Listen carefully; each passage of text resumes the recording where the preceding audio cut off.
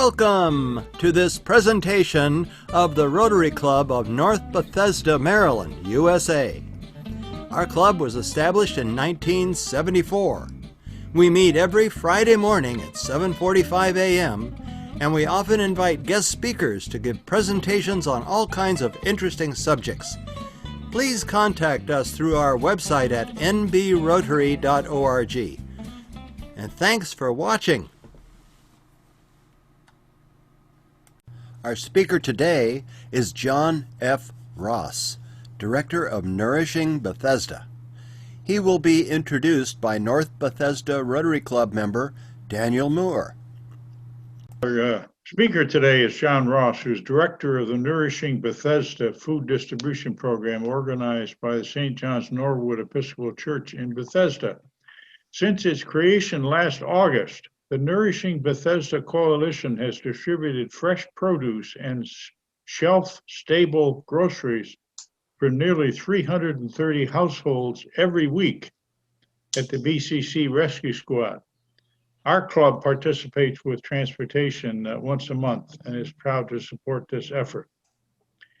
Before we get into John's presentation, I'd like to say a few words about John. He has had an amazing life,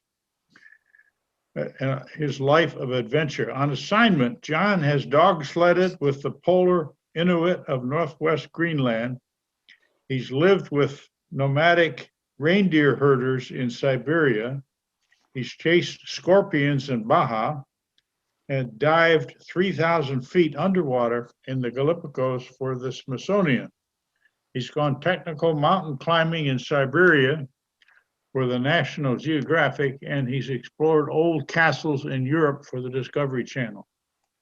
He has appeared on more than 50 radio and television programs, keynoted a dozen conferences around the country, and given talks at the Explorers Club of New York, NASA's Ames Research Center, the Pritzker Military Library, and the Smithsonian Institution. He has helped start and run 2 magazines. He's been a producer for CBS News, Face the Nation, and he's edited many large format books for Smithsonian Institution Press. His organization of the most northern canoe trip into the Arctic earned him membership in the Explorers Club of New York.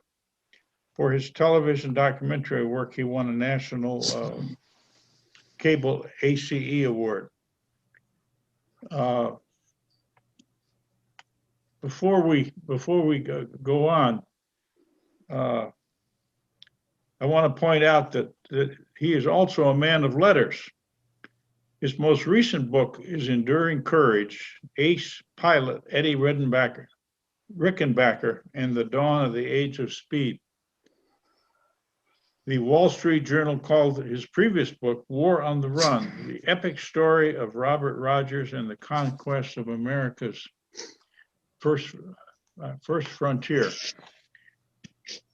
A lively, evocative, and moving biography. Formerly the editor of American Heritage and Invention and Technology magazines, he is the recipient of the 2011 Fort Ticonderoga Award for contributions to American history. That's of close interest to me since I'm from that part of New York State, not too far from Fort Ticonderoga. Then he was on the board of editors of the Smithsonian Magazine, during which he wrote 4 cover stories. So without continuing to bend your ears on this, I introduce John, who will tell us about, maybe he'll mention a little bit about how he got involved in this following a horrendous automobile accident that left him fairly damaged for a number of months. John? Dan, thank you. Thank you for that very nice introduction. And I'm just delighted to be here with you all. And let me start out at the outset of saying thank you. Real fast, are you okay with us recording you? Yes. Okay. That's just fine. Thank you. Can all of you hear me okay? Yes. Everything is good? Okay, terrific. Well, let me start out by just thanking you guys. It really does take a whole community to do what we're doing, and we couldn't do it without you. You guys have been week in and week out, helping out, and that's just just a critical part of how Nourishing Bethesda survives on the generosity and you guys willing to come out and get the work done. So thank you for that. You know, I did thought, Dan, I'd just to start out and tell you kind of a personal story and how community comes into it and how a desire to make a change comes out of it. And you heard my stories. I'm now writing books, and I've got a later book out, and now I'm working on a new book for HarperCollins on the first North Pole expedition, federally funded North Pole expedition, U.S. In 1870, in which the lead person was murdered way north of Greenland and locked in the polar ice in the sea. Anyway, it's quite a story. And I've been drawn to these stories of survival all my life. And I've, you know, as Dan mentioned, I've been traveling a lot. I've had really wonderful opportunities to report on very far distant places and do some interesting things. And I've got banged up along the way a little bit, but it wasn't until December 12th, 2019, 90 seconds from my house, that I was pulling out, you probably know the intersection at Ryland and Old Georgetown, which is just inside the Beltway in Old Georgetown, where Jane de Chantal Church is. And I was pulling from Ryland out through a green light. I did my usual wait a few beats, and a truck speeding through the red light hit me right in my T-boned me.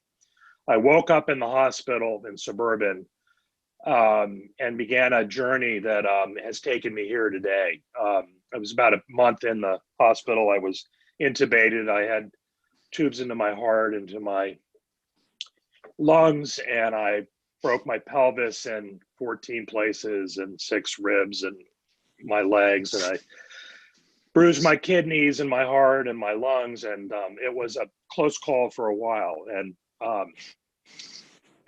And just as I was kind of beginning to come back to some kind of reality, I'm about 95% now. COVID hit, and our men's group at St. John's were together, recognizing that, wow, something was, something was going on here, and we needed to do something about it. In the early days, we were really concerned, as you remember, with first responders and them getting overwhelmed in hospitals. So I had just really some recent experience with spending a month in Suburban Hospital in the intensive care, and I knew how hard they worked, so I couldn't imagine what this was like on top of it. So I suggested to our little men's group, and we had usually done social events, a retreat. It was kind of a social group. And I suggested, we talked about maybe we should give a meal to everybody in the emergency room.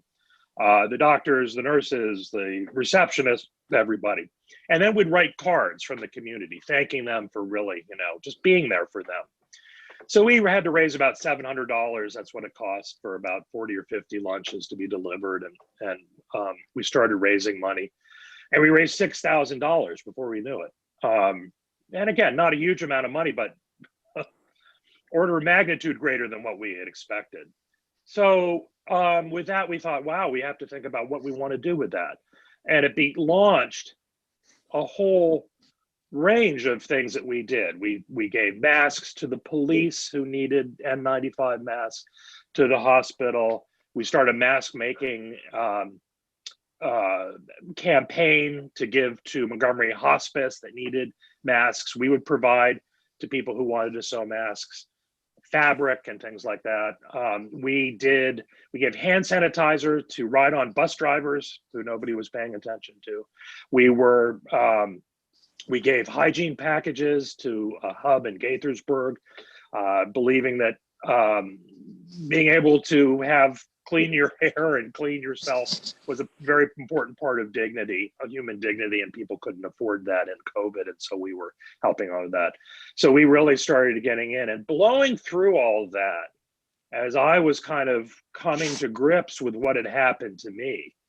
Here kind of an explorer and a traveler who had to deal with something that everything before I went out and put myself into harm's way.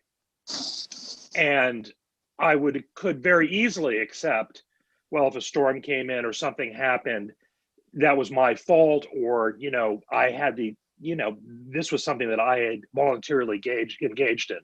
Well, I was hit by somebody who was not paying attention, who just was really not paying attention. And so how do I deal with that? Well, I came out of it feeling that I really had almost a cliche on this, but a new lease on life. And I felt I had been given a second chance. So a real wind blew at my back to do something, right? So that really helped fire up my interest in continuing on with these projects with our men's group. Rather modest, but we were really making some, differences. We began to realize, as we all did, as COVID was not a 2-week thing that was over, that this was going to be on for a while, that we were really in a triage mode. I mean, we were kind of slapping bandages on, and we really talked to ourselves about doing something that would entail, a more sustainable long-term, difference in our community. And as a result of those conversations, particularly around food insecurity, because stuff was being uncovered that despite Bethesda's, sense of being affluent and there not being many problems at all, lo and behold, Bethesda does in fact, of course, have, significant portions of pockets of food insecurity. So I called up some of the leading people in the field, from MANA, the president of MANA, the head of Nourish Now. And I hit it off with the head of Nourish Now. And I said, I'd like to do something in Bethesda. And he said, oh yeah, we're just stretched really thin. We have 18 other places, and Bethesda is Bethesda. You don't need that there. And I said, well, what about if we, we'll pay you for it. We'll raise money. We'll buy food from you because you know how to do it. We don't know how to do it. We don't know how to provide food to people and do all that. So he said, okay, let's try that. And one of the recipients of some of what we had been doing was the Bethesda Rescue Squad.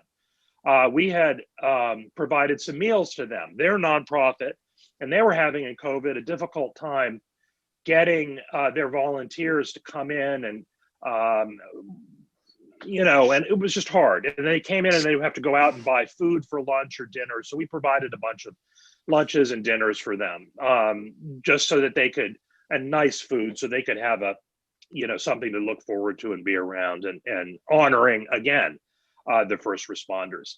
So that had worked out really well. So we were looking for a venue, and so that seemed a natural call up the rescue squad, and they said sure.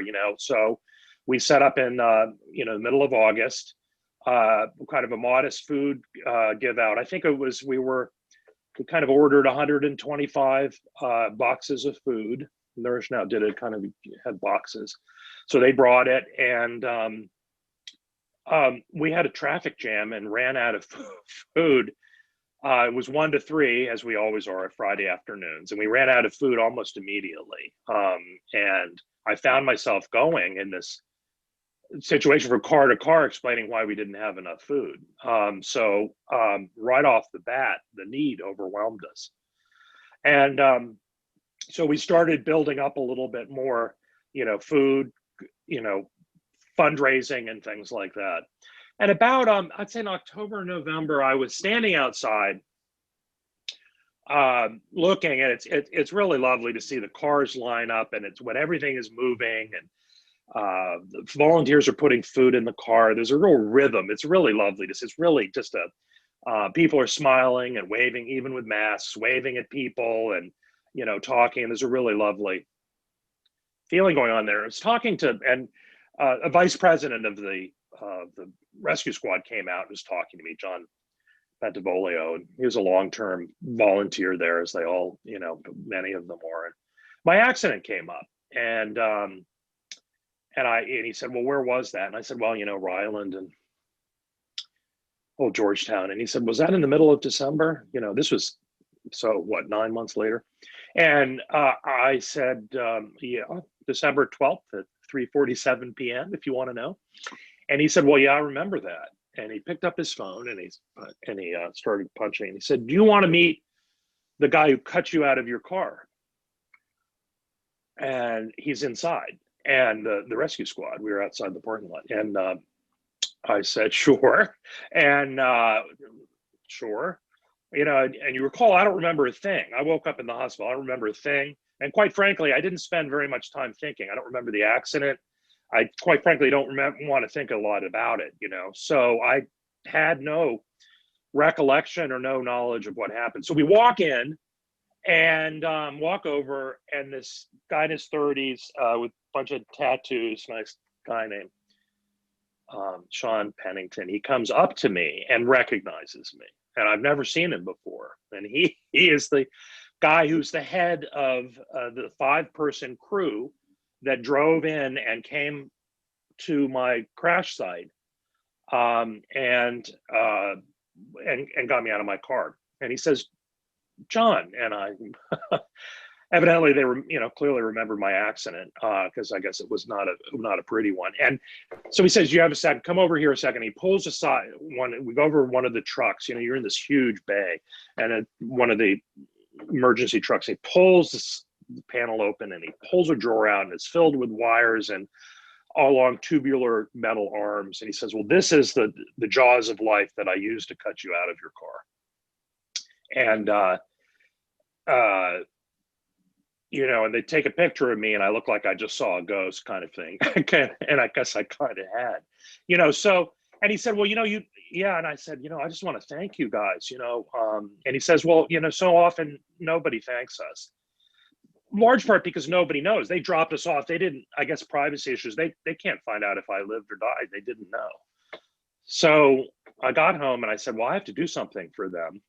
I can't bring them, a bag of Subway sandwiches or a pizza to thank them. I have to do something nice." So next week, as a matter of fact, on Thursday, Mon Ami Gabby is pushing up a white tablecloth, a candlelit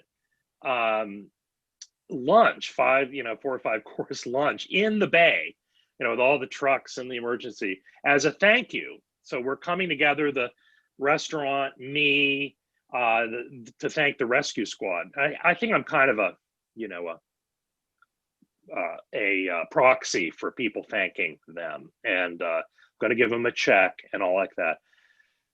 And I think this is all in way of saying how we're all connected in our community, and in ways you just don't really realize, and this has just been an incredibly wonderful journey for me.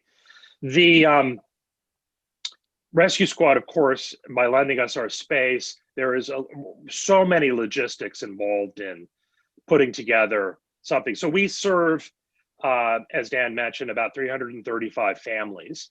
And we give them about, somewhere between, 40 or 50 pounds of food. So it's enough, pretty much, we figure. It's raw food. It's a big package of bag of vegetables and fruits. And it's a big bag of shelf-stable foods like peanut butter and tuna fish and pasta and tomato sauce and, those sorts of things. A loaf of bread, a dozen eggs, a pound of butter. And then we have special giveaways every once in a while where we'll give everybody a chicken or something like that. But the regular thing is dairy, produce, and then shelf-stable. And so about a month ago, we gave out 7 tons of food in one day. So that sort of volume and weight requires that we really do, put together almost a military organization. I have 21 captains. Not all are from St. John's. We have a bunch of people from the community too. There's a captain of supplies. There's a captain of setup. There's a captain of food ordering. There's a captain, of finances. You can imagine all of the things we need to do with that. So we start with ordering food the week before from the Capital Area Food Bank.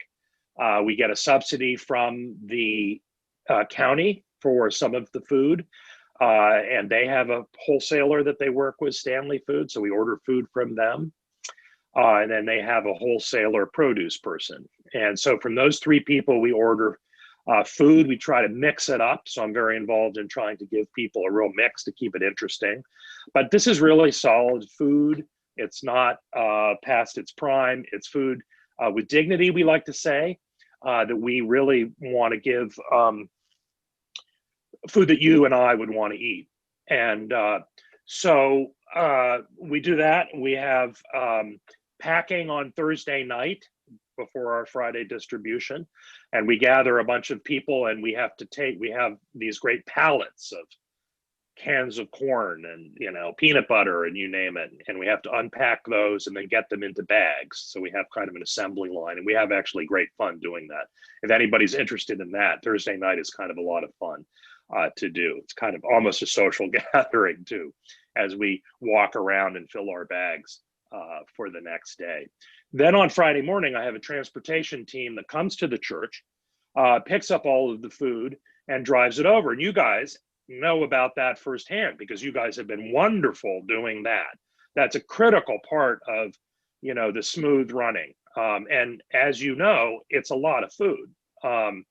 We get the produce, because we don't have refrigeration, delivered directly to the site on Friday, so that we pack that there. But you guys, for instance, have been taking the shelf-stable food and the cereal and all of that over, and it's a lot. You know, I have, you know, if a bag is 12 to 15 pounds, and you're moving 330, you know, bags, you can just imagine what that is, and that's not including the cereal and some other things. So then we have a setup team. While you guys are bringing food over, the setup team is setting up the tables, and if we're in rain protocol, the tents. And I got a traffic team that is setting up cones, and people are beginning to line up 2 and sometimes 2.5, 3 hours before. That's what the need is. If you're willing to wait for 3 hours for some food, I'm guessing you need it. I unanticipated that I've had to hire 3 policemen every time, off-duty Montgomery County police officers, because we've had to, because the line has gone back down Old Georgetown all the way back, at times almost back, if you can imagine it, from Battery Lane into to that big intersection at Wilson and Arlington and Old Georgetown. We want to be respectful of our some of the business owners along the way. There's an Exxon, so we assign a police person to that to make sure that their entrances and exits are free so they can go about and do their business. And we really want to have a presence out there for the couple hours we're up, that we are on top of this and we can control the traffic. Sometimes people who are really desperate for food do kind of desperate things. They do U-turns in the middle of traffic. One of our police officers was hit in the knee by a woman who was just desperate that she would not get food, and swung around and hit him, and he was okay. But you get a real sense that this is not business as usual. So we've had to incorporate a lot of interesting kind of how, also a little bit of training. I get up and I talk to everybody at first, and I talk to them, you know, about putting yourselves into shoes of people in great need who are coming up and receiving food. Those are not comfortable things for people to do. Being humans, getting a handout is not something that is full of, you know, people can be ashamed. We've seen some anger. We've seen certainly gratitude. Of course, that is the major feeling. People are gratitude. And we have regulars that we know. We have a walk-up table. So people come walking up with their backpacks and dragging suitcases and you name it. There's a bus stop right there, so people get off the bus, and we have people to help them on the bus on their way. But it's an interesting process, and I didn't want to share with you too, one of the important things that we did putting together Nourishing Bethesda is that it's a coalition. It's a little unique in this, in that I felt it was really important that we really engage the broader community in what we were trying to do, not just St. John's Norwood Church, but we really wanted to bring together public, private, and service and faith communities together. So in our coalition is the Bethesda Chamber of Commerce, the Montgomery County government, their official partners, Big Train Baseball, And we started out with Hyatt hotels and things like, and a few other people. So this was really consciously devised to really bring people in the COVID crisis together in common cause. And that's been a really, really just terrific benefit of this, is that people who don't normally come together have a chance to, roll up their sleeves and get work done, and to bring attention to, what we're seeing on the ground. We got a terrific amount of press attention internationally and nationally. We got a piece on All Things Considered on NPR. The French agency Francais came in, and it was sent on news wires across the world. Interesting stuff, a lot of newspapers. And their big question was, and I kind of tell you the truth, I kind of got sick of it, for a while, because it was always their angle, as you would guess, is, oh, Bethesda doesn't need this. Bethesda doesn't really need, well, why? You're affluent, if there's need of Bethesda, wow, the sky is falling in, kind of thing. So really began to use that as a way, that interest in Bethesda, as a way of talking to people about food insecurity and how that's out there. And that became a really kind of, important part, too, of what we did. And another part of the zeitgeist behind kind of the philosophy of Nourishing Bethesda too was to give opportunities. This is very important. It was to give opportunities to people in our community to volunteer. People, as was indicated to us when we got so much money for a small ask for that suburban hospital feed lunch program that we did, people want to give. They really do. They want to get out and they want to volunteer. They want, they like to write checks, even though a lot of people get so many solicitations, but they want to do something. They want to help their community. We wanted to offer opportunities for a wide-ranging set of abilities and times during the day, in the evening, things that you can lift, things that you only have to drive, all sorts of different opportunities, so that people could really find a way of plugging in and making a contribution. Because I really feel, and this has been part of our philosophy, that that's how we change our community, is one person at a time. And that giving and volunteering, as you guys well know, you are so wonderful at this, is like a muscle.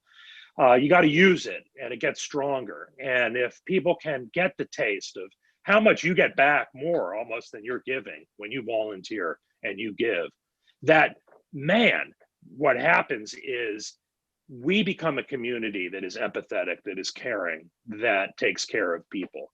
We're not thinking about the government or other people or whatever. We are in it. And that's what I talk to our volunteers at in our welcome talk, that this is part of, we're not just another food distributor. We really want to be there for people, as to say, we're in your community and we're here every week. We're here for you. And that's a really important thing for our volunteers to understand, that that's a really important thing, and it changes the dynamic of our interactions. I also, really interestingly enough, have to say that our philosophy has been that anybody who wants to come gets food. And I really kind of, I tell people, and I say, I got to tell you, you're going to see a car like a Mercedes or something, probably more expensive than your own car, drive up. And the thought is going to pass your mind, do they really need it? And what are they doing in line? And I tell people, I said, well, I want you to know that we are a no judgment zone, that COVID hits people, that people fall on hard times. We've seen a lot of people drive up and get food for their neighbors, right? And, we've seen people with, who just don't have a job anymore, who say, you guys are a lifesaver. Because I just don't have a job. But when I get my job back in the hospitality or wherever, I'm going to come volunteer and I'll write you a check. So it's really that inclusiveness, and we don't stand in judgment. And that's a really important. So a no judgment zone. But but yeah, so we've raised almost $250,000, and again, that has come through small donations, primarily. A few, $5,000 and $10,000 donations, but it's really the small ones that give us sustenance. And this is because, again, people are seeing what we do. We have a philosophy a commitment actually, that every dollar that a person gives to Nourishing Bethesda, every cent of that dollar goes to buying food, wholesale food, every cent. There is no overhead. I go out and I fundraise our extra expenses because we have to pay the police. They don't come for free. We have to buy the bags that we put the food in. We have to, buy the tables that we put the food on. We have to buy the carts that we move the food around. There are expenses associated that are overhead. There's no salaries, obviously. We're all volunteers, but nonetheless there are. But it was really important commitment to us to tell our, too often there are, you donate money and it's 40% goes off to kind of overhead, kind of not questionable overhead, because there's not, you need overhead. But nonetheless, let's be clean about this and let's keep this in the community. So, and let's really, really know that people are getting food that they can use. And and I'll allow time. I've been talking a lot, but I'll allow, before we get to questions, I'll just say that it's interesting now, we're looking at coming out of COVID, and we're looking at traditionally what we're doing is called a grab and go in the business, where people come in, you give them food and they go. We are looking now toward, what a post-COVID future will look like. Certainly the county has asked us to continue on because the need is going to continue, not just from COVID, but because it was there before. They are looking for partners with deep roots into the community who can make things happen. And we've demonstrated that we can.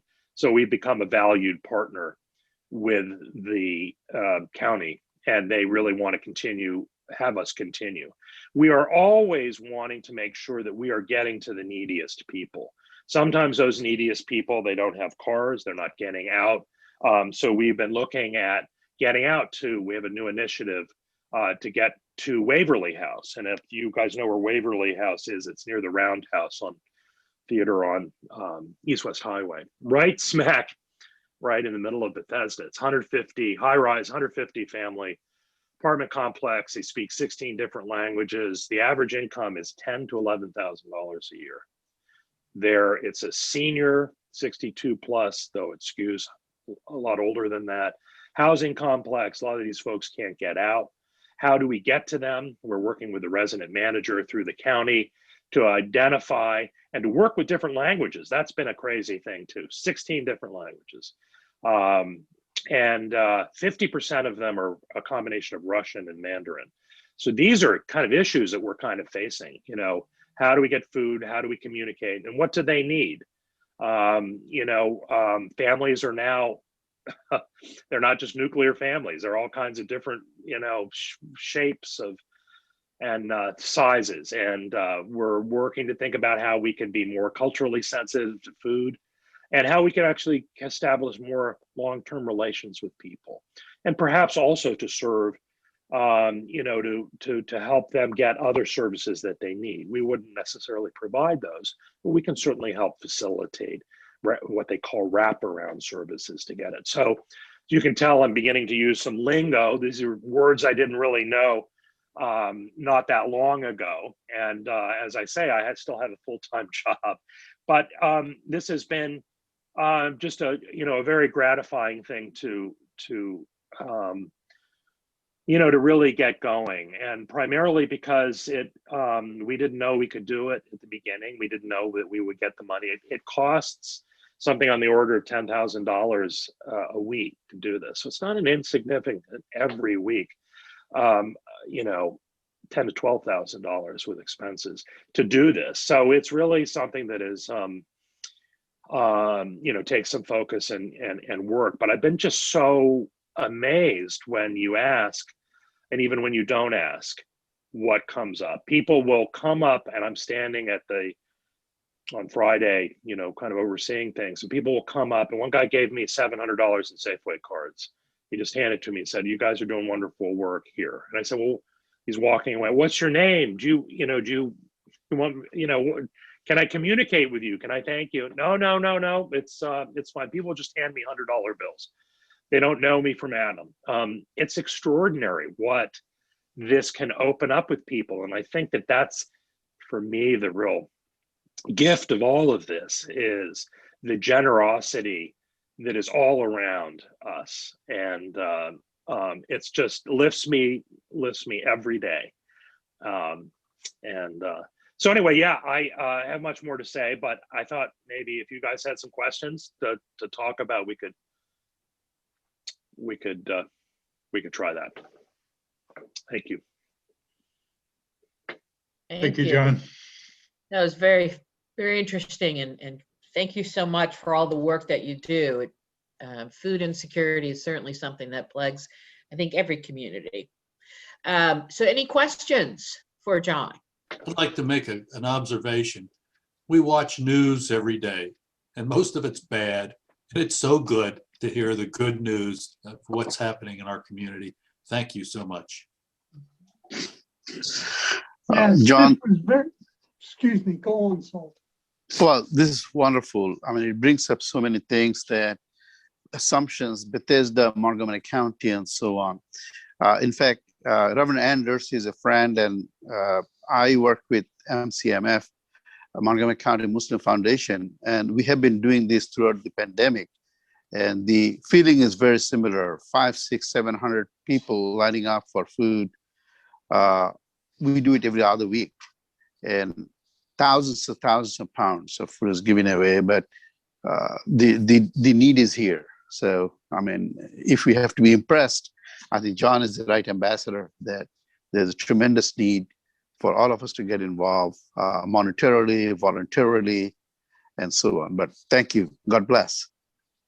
Thank you so much. The Potomac Mosque was an early supporter of our efforts, and they came in and wrote us a nice check, and we've shared things with them, and we're working with Bethel Synagogue on Old Georgetown Road. It is, again, coming together in common concert. I wouldn't say odd bedfellows, but it really is something that brings people together. When the opportunity is offered, and how gracious people, and how we begin to focus on what we have in common and not what we have that is different. And so much of what is going on in the United States now has to do with how we're different and how there are other people out there. But this seems to be when we're putting food in cars and buying food, and that we are in common concert, and those things tend to all those different things tend to fade away, and we realize that we're human beings, and that we're hungry, and we have needs, and we want to give, and we want to create safe spaces for people in our community that we live in and we care about. That's what it's about. And it's funny how when we begin to do that, it's just it works, and community works. John, can I ask, what plans do you have to extend this or continue this program after the COVID period? Thank you, Paul, for asking that question. We are now working with a really wonderful consultant to nail that down. What we want to do is move toward what we call more of I'm still working on the wording on this, but more of a client-based management system. So we would move potentially in September to an appointment system. So if people came up, our philosophy remains that we're not going to turn people away. So if people come up on Friday, we're still going to give them food. But if they sign up with us, give us a little bit more information about their family, how many little kids they have, what their dietary needs are, and then agree to come at a certain time, we can really give them more customized packages that will really address their needs better. And it will be a little bit easier for us to manage, as opposed to not knowing kind of who's coming and how to plan for that so much. So that involves, you know, kind of a different organizational setup. We're buying some information data management software that will help us manage to track the incredible amounts of information we have already started to accumulate. You know, we have 750 cell phone numbers that we text every week.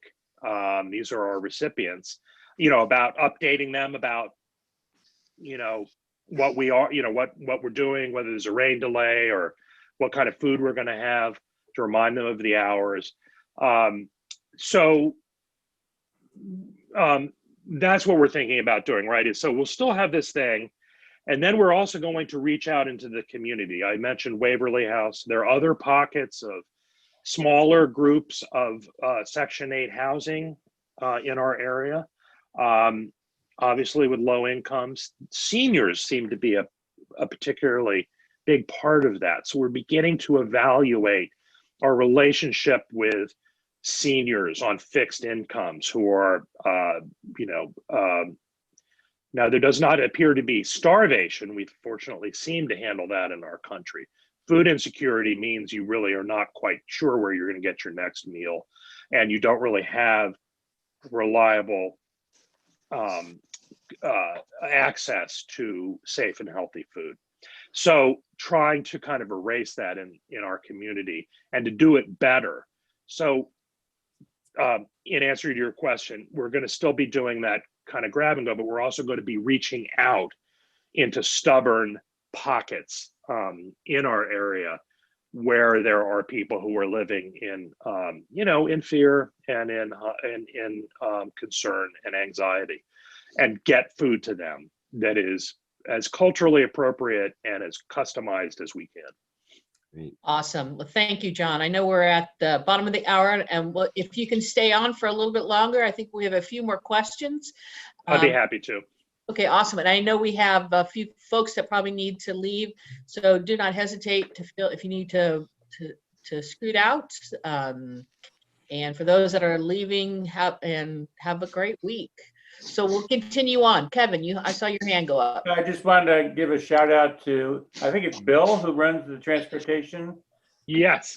He's quite a organizer, and we participated loading up the pickup truck and making 3 rounds. That's exciting, very exciting. And Kevin, I will be delighted to pass on your plaudits to Bill. I know he will get a kick out of that because he loves working with you guys. I don't get to work with you guys as much as he does. And he always talks about, oh yeah, those Rotary guys are great. So, have you looked into getting stronger bags? Yeah, you know, we had, you know, the county was giving us paper bags, and we joked we had a term for it, catastrophic failure, because when you picked up a bag and, you know, we had, you know, shelf stable milk and cans, you pick it up and it go flying all over the place. So we moved to, even though it's not ecologically sound, to plastic bags, you know, and believe it or not, those are way better than paper bags. We had to buy them, but they're worth it. And so, yeah, we're always turning that over, Kevin, because, right, you know, we need to keep people safe. We can't have them exploding all over the place too. Okay.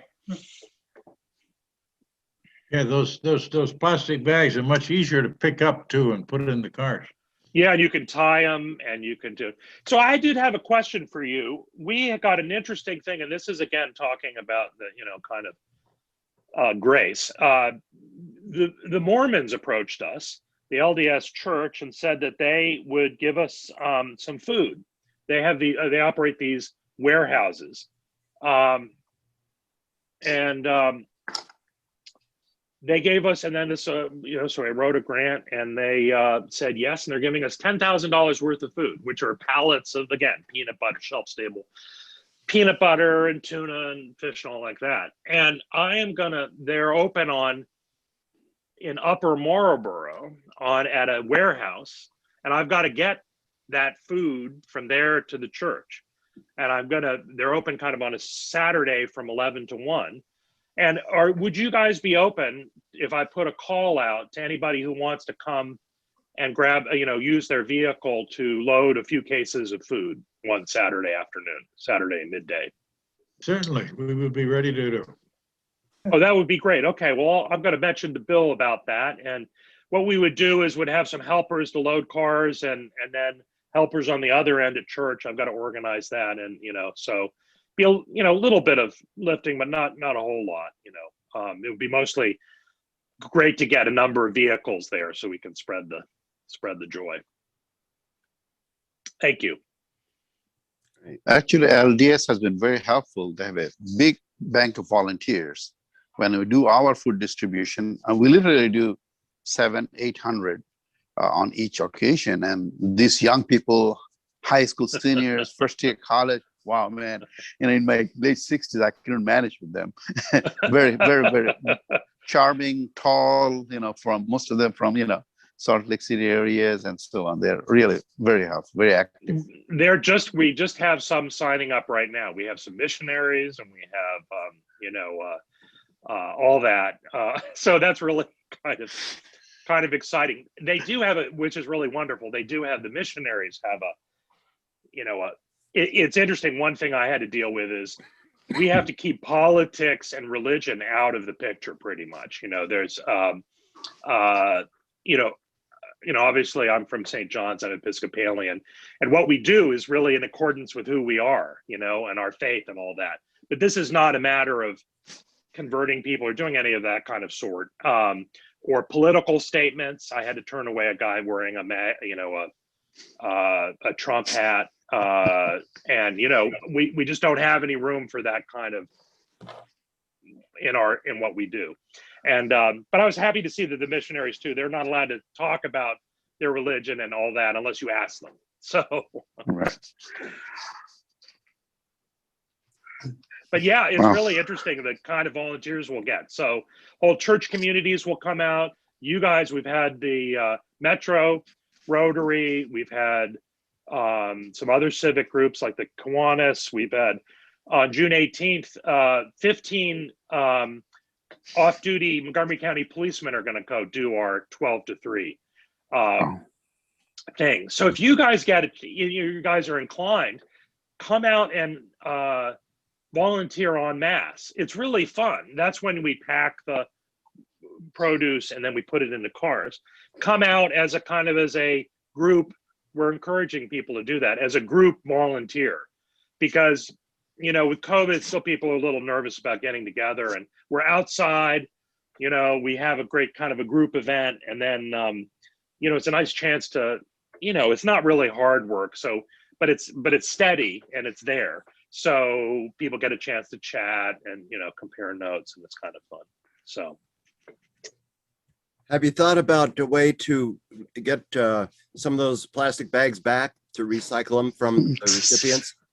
Yeah, as a matter of fact, thank you for mentioning that, because Paul, we talked about, we're currently going to, we found at the walk-up table, those white plastic bags don't really work too well for people carrying food onto buses and dragging them home, carrying them. So we've been providing, the things you get at Giant and Trader Joe's, those strong recycled bags. They're a little bit more expensive. So we were kind of going, oh, well, because people weren't bringing them back. But what we do now is we have a whole box of Slim Jims and crackers and various things. And if you bring your bag back, you get to take some stuff. And remarkably, beautifully, everybody's bringing their bags back to the walk-up table. It's funny what that does. So we think that we're going to kind of try to do that, moving forward with the white plastic bags. The only problem with that is that we have to be careful about recycling issues with if the bags are contaminated in any way. So we can't kind of refill bags that maybe are contaminated. And so these are issues that we have to actually, sometimes it looks like, oh, that would be an easy thing to do, just do that. And then we have to talk to the group and really work it out, because, we can't get into a situation where we're, the food, something in there that somebody else brought home and it spilled. We're contaminating something or getting somebody sick. So anyway, we're looking at that. Great. Yeah. Well, this has been great, and I'll be down there to the church later this morning, just and then see the guys, and we'll be loading up our trucks with Dan, maybe with some of the other guys. So you Excellent. we're all Rob and interested Paul will be there in too. helping you. Yeah. So we're Wow, that's all excellent, supporting. guys. So keep. I'm really just so delighted, and really count on you guys and your good cheer, and just kind of getting over through the bumps when you have to do 2 or 3 trips, and we're trying to figure it out. You see us on the ground. Oh I yeah. mean, Bill is trying to, and Bill and Brooke are trying to kind of, okay, we got a lot of cereal today, and the cereal boxes they're not very heavy, but they're bulky, and we got so we're working it out. So we really love your attitude, which is really just roll up your sleeves, figure out how to get it done, and that's the kind of people we love to have. Yeah.